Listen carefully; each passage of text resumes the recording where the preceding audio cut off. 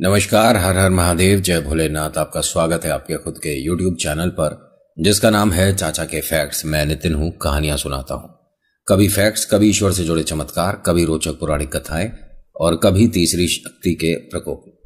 कहानी के माध्यम से समझाता बताता हूं। अगर आपके पास कोई ऐसा एक्सपीरियंस है जो आप हमारे साथ साझा करना चाहते हैं तो मुझे मैसेज कर सकते हैं, फेसबुक, व्हाट्सएप, इंस्टा, कमेंट, कहीं भी। आज का जो अनुभव है ये आकांक्षा और चंद्रलेखा से रिलेटेड है। अगर आपने ये नाम पहले भी सुना है तो बताइएगा जरूर, क्योंकि ये जो चंद्रलेखा है ये अभी भी कुछ चीजें जो देखी गई हैं उससे पता चलता है एग्जिस्ट करती है। अभी फिलहाल चैनल का इंट्रो, उसके बाद आकर शुरू करूंगा। कहीं मत जाना, पूरी कहानी सुनना। हर हर महादेव।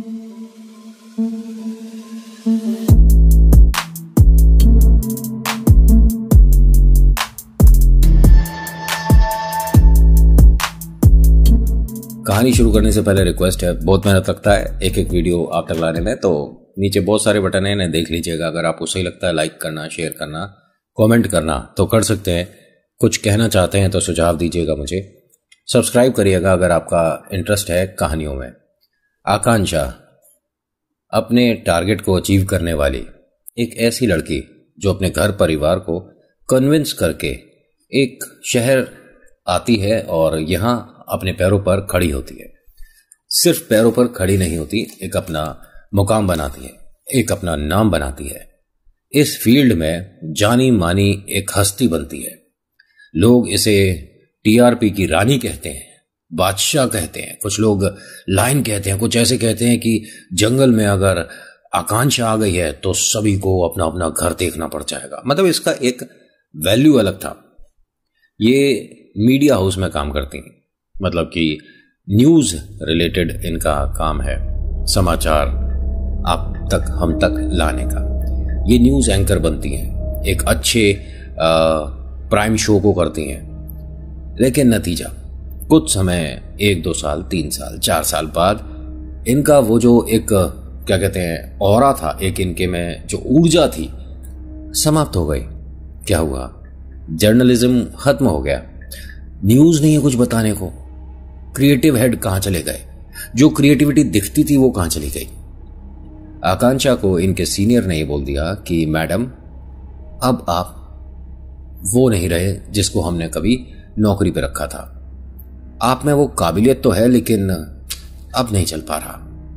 उसने कहा कि लेकिन मैंने आपको चैनल को इतना प्रॉफिट दिया है, ये किया। उन्होंने कहा सारी बातें ठीक है, हम मना कब कर रहे हैं, लेकिन आपके दिन गए। साफ साफ बोल रहे हैं कि आपको पहले टीवी पर लाने पे ऐसा लगता था कि टीआरपी ऐसे जाती है, लेकिन अब नहीं है। क्या करें? जबरदस्ती के किसी के नाम को बोझ के तरह उठाकर नहीं चल सकते। आप अगर टीआरपी गेन कर सकते हो, मतलब ला सकते हो, तो ठीक है, वरना आप अपने रास्ते, हम अपने रास्ते। आकांक्षा ने कहा कि आप मेरे से इस तरह से बात नहीं कर सकते। उन्होंने कहा हम आपको जितने पैसे ऑफर कर रहे हैं, जितने दे रहे हैं ऑलरेडी 1-2 साल, 3 साल से, आपको भी पता है कि आसपास क्या दूर दूर तक कोई भी मीडिया हाउस में अपने एंकर, अपने जूनियर्स को इतने पैसे नहीं देता है। ठीक है, आपने बहुत बड़े बड़े काम करे हैं, उससे हमारे चैनल को, हमको, सबको प्रॉफिट भी हुआ है, इनफैक्ट आपको भी हुआ है। आपने मकान लिया, गाड़ी ली, सबको पता है। और हम ये नहीं कहते कि हमने कोई दान दिया है, आपने मेहनत करी, उसे अचीव करा है। लेकिन अब आपको वो पैसे देते में हमें कष्ट हो रहा है। तो मैडम, आप अपने रास्ते, हम अपने रास्ते। 2 महीने का हमारा है कि 2 महीने हम आपको पेमेंट करेंगे तो वो करेंगे, उसके बाद तीसरे महीने आप अपना देख लीजिए। तो आकांक्षा ने यह कहा कि अगर 2 महीने के अंदर मैं जो पहले टीआरपी आती थी उससे कई गुना ज्यादा आपको प्रॉफिट दूं तो कैसा रहेगा? उन्होंने कहा अगर आप काम अच्छा करते रहोगे तो यहां से आपको कौन है हटाने वाला? आप बड़े बड़े अवार्ड जीत चुकी हो, आप इतनी बड़ी स्टार हो, तो आपसे तो हमेशा बाकी जूनियर्स को सीखने को मिलता है। क्या चाहते हो? क्या दिमाग में है? आकांक्षा ने कहा कि पहले मैं कुछ ऑब्जर्व करना चाहती हूँ, मुझे 6-7 दिन का समय चाहिए। एक चीज मैं यहाँ क्लियर कर दूं, बहुत से लोग सोचेंगे कि किसी पिक्चर की स्टोरी है। पहली बात तो ये स्टोरी नहीं है, ये रियलिटी है जो बता रहा हूं, और इन्होंने ही मुझे ये सारी बातें बताई हैं।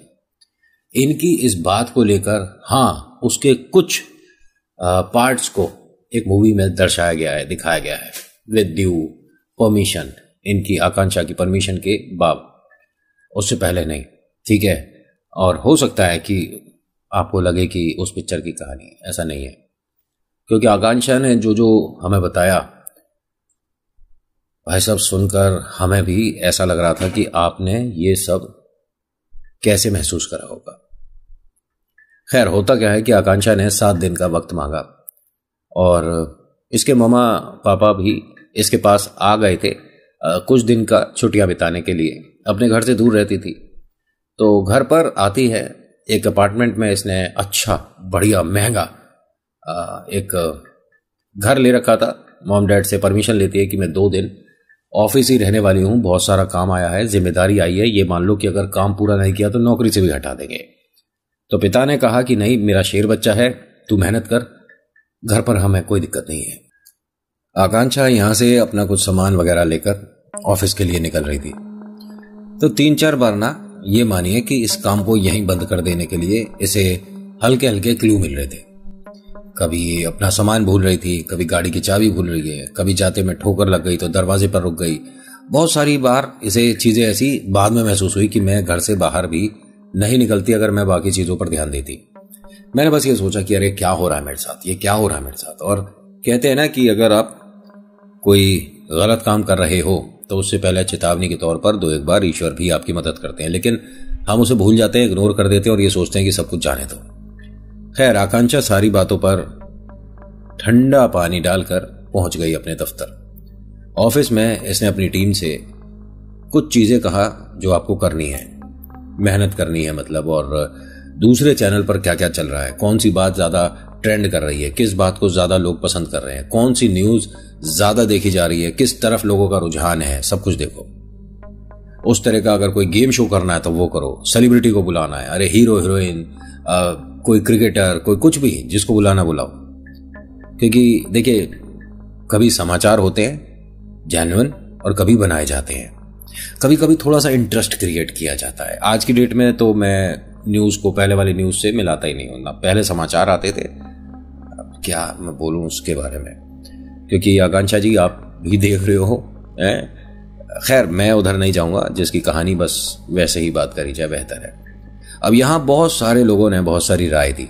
आकांक्षा ने कहा कि अगर आप सब मेरे को सपोर्ट करते हो और हमारा जो दिमाग में चल रहा है कोई नया आइडिया टीवी पर काम कर गया तो आप सभी को मैं विदेश का कोई ट्रिप बता दिया कि वो सब कराऊंगी और 12-15 दिन का सारा खर्चा मेरा, पूरी टीम के साथ मैं घूमने चलूंगी, आप अपने साथ अपने घर के किसी को भी ला सकते हो। तो सबके अंदर एक जोश था काम करने का। तो यहां एक लड़का था जिसका नाम है सूरज। ये मेन भाई साहब हैं जिन्होंने कहानी को इस तरफ मोड़ दिया। जब सब लोगों ने बहुत दिमाग लगा लिया हमें ये करना चाहिए वो करना चाहिए, तो सूरज ने कहा कि जी, एक गांव है जिस गांव को ये कहा जाता है कि इस गांव से अगर किसी ने कोई तंत्र विद्या सीखी तो वो किसी पर भी ऐसी विद्या कर सकता है जो कि कभी उतारा नहीं होगा। दूसरा, इस गांव से आप कोई चीज लेकर बाहर नहीं जा सकते, इसकी रक्षा सुरक्षा कौन करता है किसी को नहीं पता, यहां कोई चौकीदार नहीं, गार्ड नहीं, लेकिन आप सामान लेकर नहीं जा सकते। तीसरा, इसमें एक बहुत पुरानी बड़ी हवेली है जिसको हटाकर बड़े बड़े बिजनेसमैन आए जो कि अपना कुछ और बनाना चाहते थे, लेकिन किसी से ईंट भी नहीं हटी। इसको कवर किया जा सकता है, इसके बारे में पता करके हम लोगों को दिखा सकते हैं। आकांक्षा ने कहा कुछ और हो बताओ, क्या मूर्खता वाली बात कर रहे हो। तो सूरज ने कहा कि आपने मेरी बात पे ध्यान नहीं दिया। आप उसी महल में अगर हम अपनी एक्टर को जो कि वहां पहले रहती थी वैसा बनाकर दिखाएं तो लोगों को इंटरेस्ट आएगा। इसमें हम उस महल के बारे में, उस गांव के बारे में, वहां की तंत्र विद्या के बारे में, भूत प्रेतों के बारे में अपने लोगों को नॉलेज दे सकते हैं। बहुत सारे वेब सीरीज टाइप के प्रोग्राम बन सकते हैं, क्या कहते हो आप। उन्होंने कहा पहले एपिसोड में ही फ्लॉप हो जाओगे, भूत प्रेत आत्मा। अरे पढ़े लिखे हो या नहीं हो, जर्नलिज्म का मतलब क्या होता है, कुछ भी। तो उसने कहा नहीं मैडम, मैं जो बोल रहा हूं ये तो फिर भी जेन्युइन है, लोग तो पता नहीं क्या क्या दिखाते हैं। तो वो जर्नलिस्ट नहीं होते क्या। कह रहे देखो मेरे से बहस मत करो, काम हम पे बहुत ज्यादा है, और आइडिया बिल्कुल नहीं। तो दूसरा और लड़का था, उसका नाम था यहाँ पर चेतन। उसने भी कहा कि हाँ मैडम, सूरज सही कह रहा है, हम ये कर सकते हैं। एक लड़की प्रिया जो कहती है, देखिए जो प्रिया ने किया इसे मैं ये बोल सकता हूं कि जब ना पता हो तो बोलना नहीं चाहिए। प्रिया ने उस गांव से, हमारे दादाजी थे, दादाजी ने ये सब किया था और ऐसा हुआ था वैसा हुआ था, फिर वो विद्या पापा ने सीखी थी और उसके बाद मुझे भी वो थोड़ा बहुत कुछ नहीं आता था। जिस चीज के बारे में ना पता हो अपना मुंह नहीं खोलना चाहिए और इस बारे में तो बिल्कुल ज्ञान नहीं देना चाहिए। आकांक्षा को यह इंटरेस्टिंग लगने लगा क्योंकि प्रिया ने बताया कि वो भूत को देख सकती है। कभी कभी ऐसा मोमेंट आता है जिसमें ये अपनी शक्ति से ऊर्जा इकट्ठी करके भूत को देख सकती है।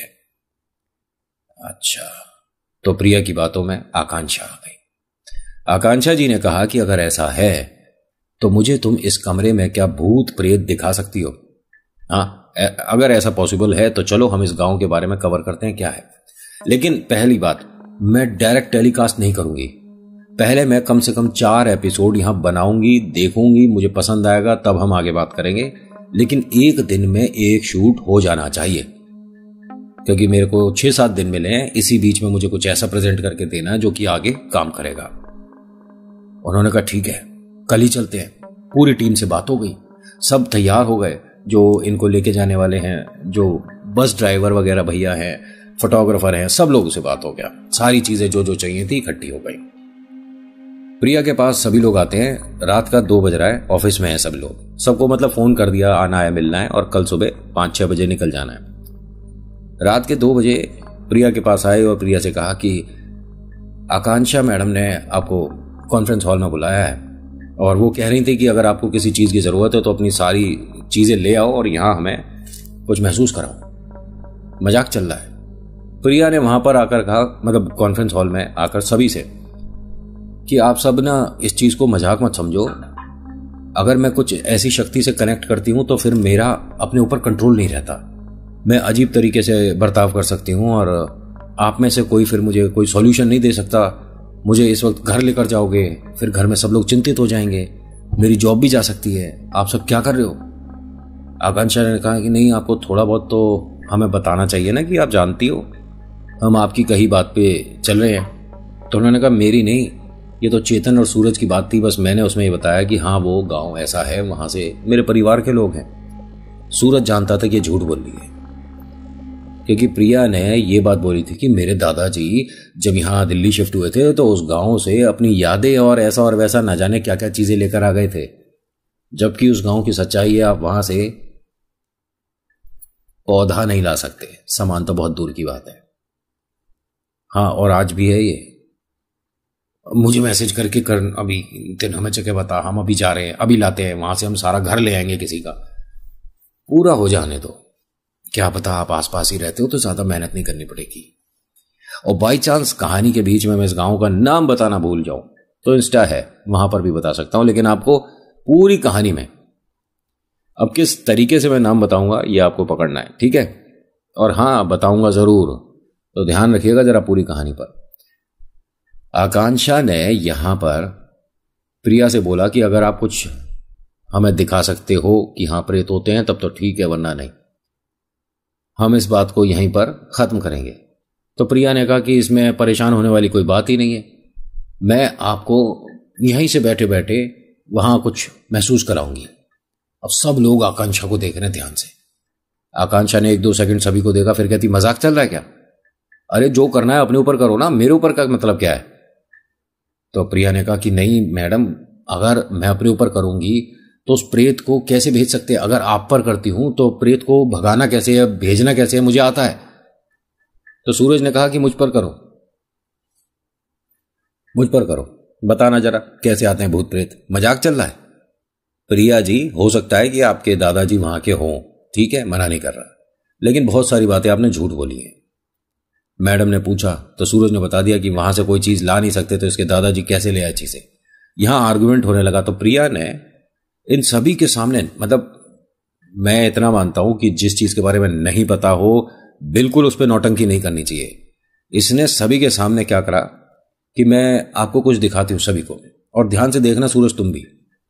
और ये इत्तेफाक हुआ, ठीक है, ये असलियत में कुछ नहीं जानती, अब भी बोल रहा हूँ।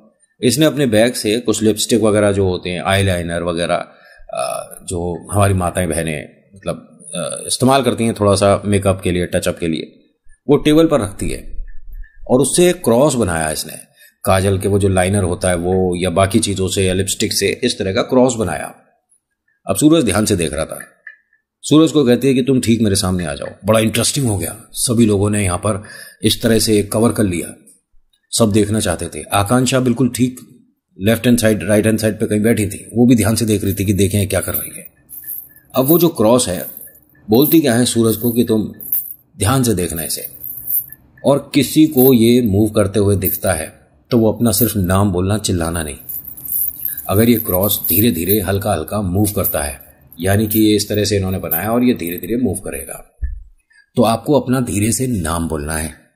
कोई तेज नहीं बोलेगा, चिल्लाएगा नहीं। और जब सब लोगों को महसूस हो जाएगा, फिर सूरज आप बताना कि आपको कैसा लगा। आप यकीन नहीं मानोगे कि यहां पर 11 लोग थे, सबने अपना नाम बोला है धीरे धीरे, यानी जिस जिसको लग रहा है कि क्रॉस घूम रहा है उसे अपना धीरे से नाम बोलना था। आकांक्षा ने भी अपना नाम बोला, उसे ध्यान था। जब सूरज की बारी आई तो सूरज ने बाकी सबसे कहा कि मुझे प्रिया नहीं दिख रही थी बैठी हुई, प्रिया के चेहरे पर किसी और का चेहरा लग रहा था। और हाँ, उसके बाद इन्होंने हाथ जोड़ दी प्रिया के सामने कि अरे तू तो बहुत कुछ जानती है। सूरज ने अपने दोस्त चेतन से बोला था कि भाई ये कैसे हुआ मुझे नहीं पता, लेकिन 100% बोल सकता हूं ये लड़की झूठ बोल रही है, इसके दादाजी इस गांव के नहीं है। लेकिन उसके बाद से इस कमरे में प्रिया के लिए सबकी थिंकिंग बदल गई। हर कोई मान सम्मान के साथ बात कर रहा है, और ये तो बहुत कुछ जानती है, ब्लैक मैजिक जानती है, ऐसा है वैसा है। प्रिया को खुद नहीं पता था ये सब क्या हुआ है।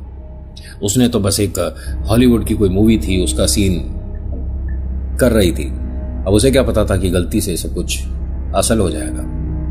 यहां से इनके इस गेम की शुरुआत हो गई। सभी ने तैयारी कर ली। आकांक्षा ने अपने घर फोन कर दिया था, बता दिया कि हम 2-3 दिन के लिए कहीं बाहर जा रहे हैं काम से, और जब वापस आऊंगी तो मैं आपको सारी बातें बताऊंगी। पिता ने कहा ठीक है। आकांक्षा ने फोन रखने से पहले बस एक बात पूछी अपने माता पिता से, मैं आपसे एक सवाल करूंगी, उसका जवाब हाँ या ना में देना। पिता ने कहा कि पूछ बेटा, क्या भूत प्रेत आत्मा ये सब होते हैं? पिता ने कहा हाँ, और फोन रख दिया। उसे ये उम्मीद थी कि पापा ये बोलेंगे कि ऐसा कुछ नहीं होता बेटा आज की डेट में, लेकिन उन्होंने क्रिस्टल क्लियर हाँ बोल दिया। उसे और भी सवाल करने थे, इनसे बचा कैसे जा सकता है, अगर ये सामने है तो पहचाना कैसे जा सकता है, लेकिन कोई बात ही नहीं हुई। उन्होंने तो हाँ सुना और बस। खैर होता क्या है कि सुबह तकरीबन 6:15 बजे करीब ये पूरी टीम तैयार हो चुकी थी और बस में बैठ चुके थे। फोटोग्राफर वगैरह सब आ चुके थे। ड्राइवर ने पूछा कि जाना कहाँ है, उसे लोकेशन बता दी। अब ये चलते जा रहे हैं और ये सफर तकरीबन 8 घंटे के आसपास का था। 8 घंटे से पहले बीच में बहुत जगह चाय कॉफी के लिए रुके। तो जितनी बार ये रुके हैं उतनी बार एक औरत गांव के वो जो घाघरा वगैरह पहनते हैं ना उस तरह का, और आदमियों वाली शर्ट जो होती है उस तरह की शर्ट पहन रखी थी, और इसे बार बार दिख रही है। वाइट कलर की उसने शर्ट सी पहन रखी थी और लाल से कलर का कुछ घाघरा सा था। उसने पैरों में बड़े बड़े कंगन पहन रखे थे। पूरे चेहरे पर डॉट डॉट डॉट करके वो जो पहले के टाइम में मेकअप होता था उस तरह से कर रखा था।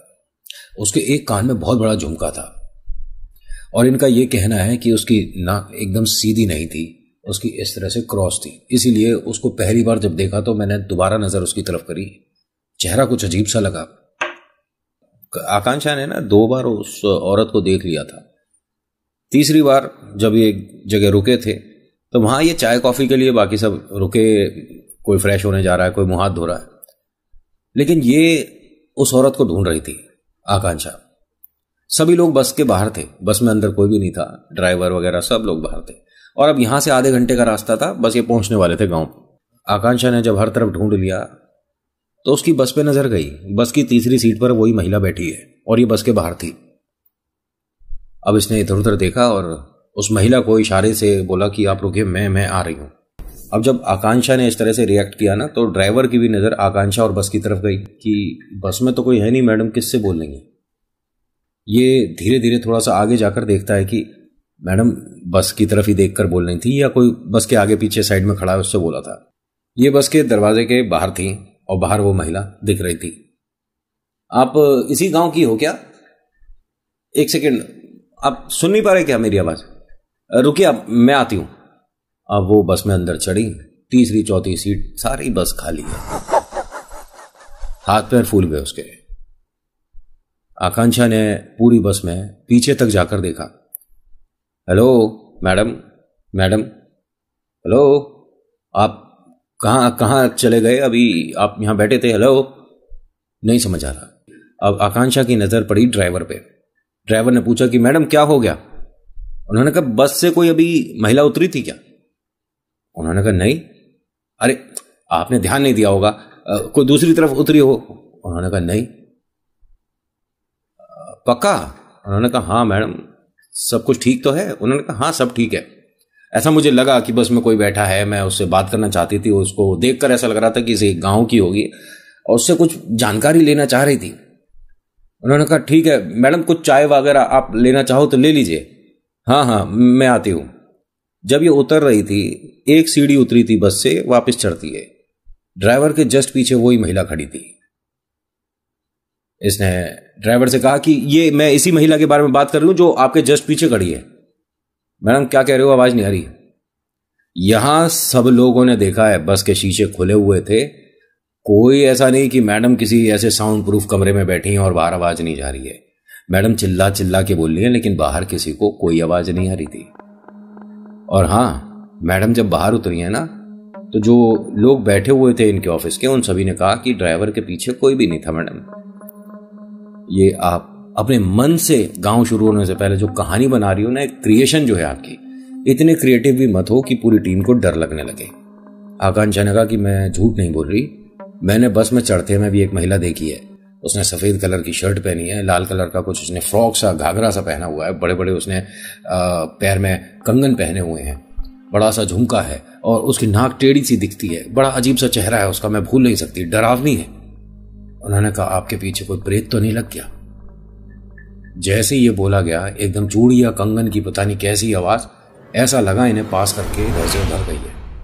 मैडम ने पलट कर देखा और कहती हैं कि हमारे एक्टर और हीरोइन वगैरह कौन है, जरा मिलवाओ उनसे, उनमें से किसी की ड्रामेबाजी तो नहीं है ये? उन्होंने कहा मैडम क्या बोल रहे हो?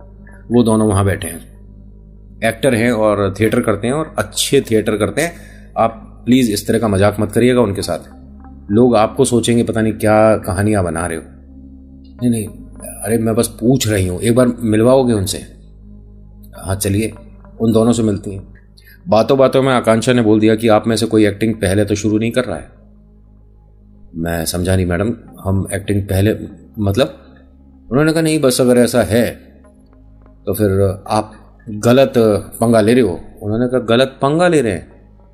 पहले आप अपनी लैंग्वेज देखिए और दूसरा ये बताइए कि हमारा मतलब इस बात का है क्या। नहीं नहीं, प्रैंक नहीं होना चाहिए, किसी तरह का मजाक नहीं होना चाहिए, क्योंकि मैं काम के प्रति बहुत ज़्यादा स्ट्रिक्ट रहती हूँ। उन्होंने कहा मैडम आप जो बोले जा रहे हो ना, हम एक्टर हैं, अपना काम परफॉर्म करने आते हैं, ज़्यादा हमारे को ना इस तरफ उस तरफ ये क्या चल रहा वो क्या चल रहा में इंटरेस्ट नहीं है। आप बताओगे सीधे सीधे कि बात क्या है? उन्होंने कहा वो तो टाइम आने पे पता चलेगा। ऐसा बोलकर मैडम तो चली गई और मैडम सबसे पहले बस में चढ़ी थी, बस चेक करने के लिए कि बस में वो वाली औरत है या नहीं है। वो औरत बैठी हुई थी, जैसे ये चढ़ी एकदम रुक गई। बाकी सबसे कहती हैं कि देखो ये वो औरत, और इससे ना कोई यहाँ की लैंग्वेज जानता हो तो बात करो ना, मैं बात करती हूँ तो शायद समझ नहीं पा रही है। कोई यहाँ के गांव की लैंग्वेज जानता है? तो सूरज ने कहा कि मैडम एक मिनट, आप क्या बोल रहे हो?